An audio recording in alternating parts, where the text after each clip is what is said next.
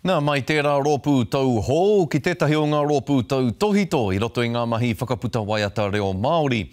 Kua ara ake anō te rōpū iwi, no te rānei i whakarewa ai rātau i tā rātau kōpai hō.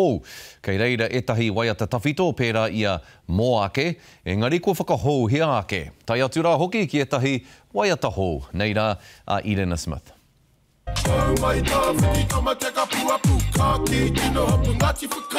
E tui nei ngā here whakapapa mā te waiata.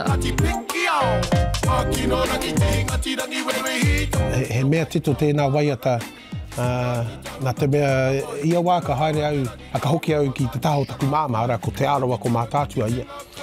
Hei amu no rātou i te ki atu, ei, harei te mea ko Ngāti Raukawa tau ki te tonga tō whakapapa anake, me kaua koe ware ki tō taho te arawa.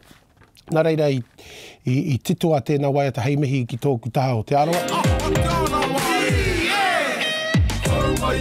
Koinei te waiata tuatahi kua whakaputāina i tō rātou kōpai hau te kawa tuatoru. Ko mai i make tū te ingoa.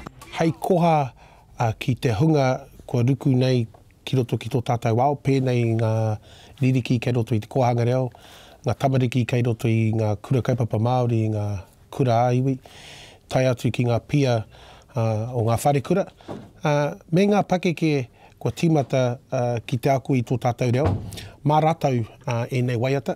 Kia mehia ngā atua. Ko iwi te rōpū e rongo nui tuatahi ai ngā tau iwa te kau, i whiwhi honore hoki mo te kōpai tuatahi me ngā waiata pēnei.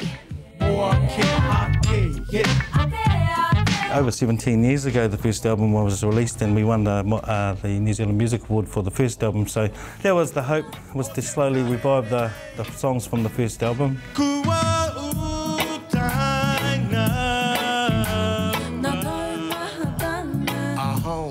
E ai ki ngā kai tito matua Keelan Ransfield rawa ko Kimo Winiata, ko tahi te kaupapa a iwi, he whakanui te reo me ona tikanga, hei reo kōrero i a rā.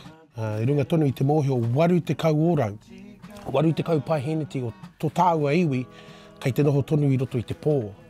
No reira, koena te take kei te whakaputa anō, ia māo ko Keelan, i te rōpua iwi, i enei waiata kia tahuri mai rātou, tērā waru te kau paiheneti ki tō tāua ao. E wā te ana te waiata me te kōpai te hoko i nai nei, mā ngā taupānga waiata. Irena Smith, Te Karere.